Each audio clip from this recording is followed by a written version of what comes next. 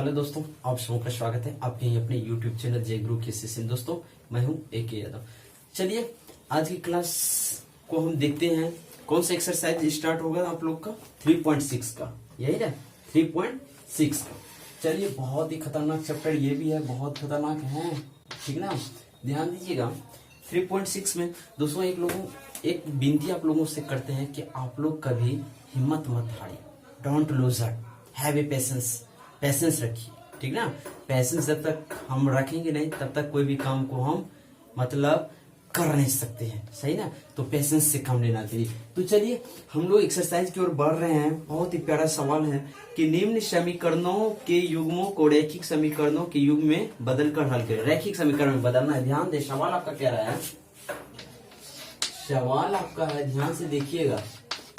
सवाल है 2/√x plus 3/√y is equal to 2।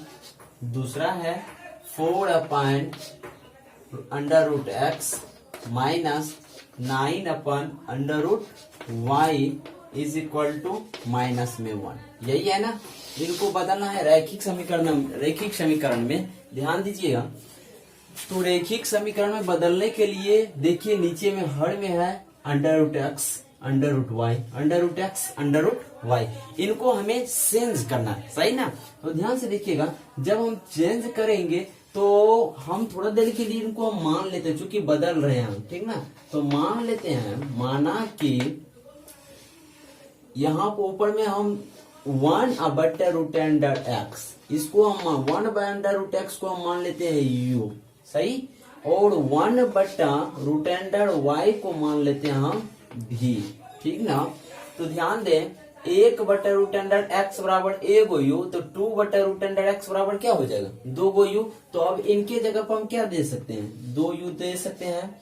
फिर प्लस में 1/√y बराबर 1 भी, तो 3/√y बराबर क्या हो जाएगा, ये 3 भी होगा। बराबर में क्या हो जाएगा, ये 2। इनको हम मान लेते हैं इक्वेशन नंबर फर्स्ट। दूसरा देखिएगा, ये है आपका 1/√y बराबर 1 भी, तो 1/√x बराबर 1 u, तो 4/√x बराबर क्या हो जाएगा 4 u। माइनस में अब इनको क्या लिख सकते हैं हम, 9 भी लिख सकते हैं। बराबर में इनको क्या लिख सकते हैं, माइनस में 1। ये हो गया समीकरण नंबर 2, ठीक है।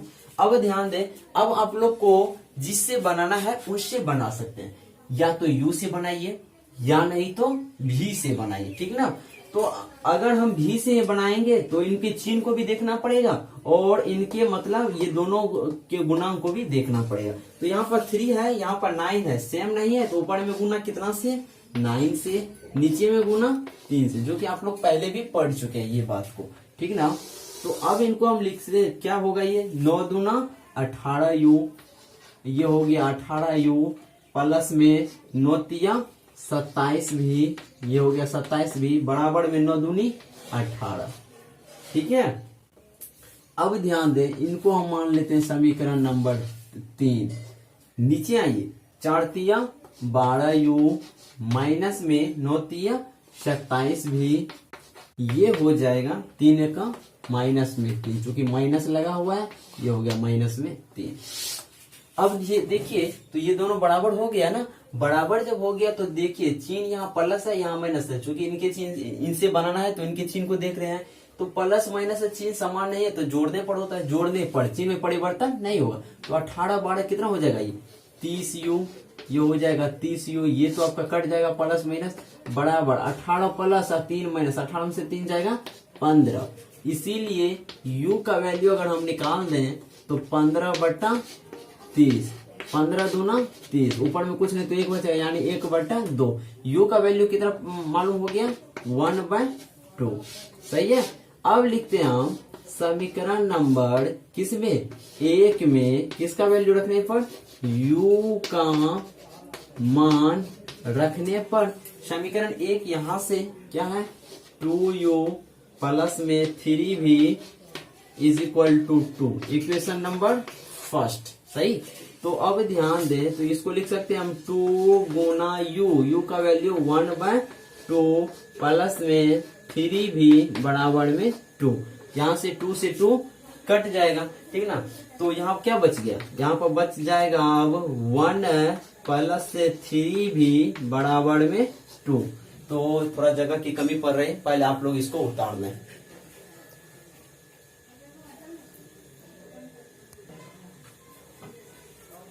चलिए उतार लिए। तो हम थोड़ा देर के लिए इसको हम अब क्या कर रहे हैं, मिटाते हैं। ध्यान से देखिएगा आप लोग पहले। तो इसको हम मिटा रहे हैं। तो अब लिखते हैं, ये हो जाएगा यहाँ से, ये क्या है, बराबर में 1 प्लस 3v बराबर 2। तो यहाँ से हम 3v का अगर वैल्यू निकाल लें तो 2, ये प्लस इधर आएगा माइनस में 1। तो 3v बराबर 2 से गया 1, इसीलिए v बराबर कितना हो जाएगा, 1/3। यानी u का मान 1/2 और v का मान 1/3, यही ना। तो अब ध्यान दे, तो आपको इसमें u और v का मान तो मांग नहीं रहा है, मांग रहा है क्या, x और y का वैल्यू। तो x और y का वैल्यू निकालना है, तो हम करते क्या है, इसको अब मिटा, चूंकि ये हम रहने देते हैं, ठीक ना, इसी पर काम है। तो इधर से हम अब मिटा रहे हैं। ध्यान से देखिएगा, बहुत इंपॉर्टेंट सवाल है, चूंकि इनको बदल करके बनाया जाता है। तो ध्यान दें, u का वैल्यू प्राप्त हुआ था आपको 1/2, v का वैल्यू प्राप्त हुआ था 1/3 प्राप्त हुआ है। तो अब इसमें आपको मालूम करना है x और y का वैल्यू। x और y का वैल्यू ध्यान दीजिएगा कैसे निकाला जाता है। तो लिखते हैं हम यहाँ से 9, 1 मिनट, यहाँ लिखिए u का मान 9, u का मान 1/2 और v का वैल्यू हो जाएगा 1/3। ये निकला है अभी आपका v का वैल्यू 1/3 निकला। तो लिखते हैं हम 9। अब माने गए स्थान पर क्या लिखेंगे, ध्यान दे, माने गए स्थान पर u और v का मान रखने पर 9 माने गए स्थान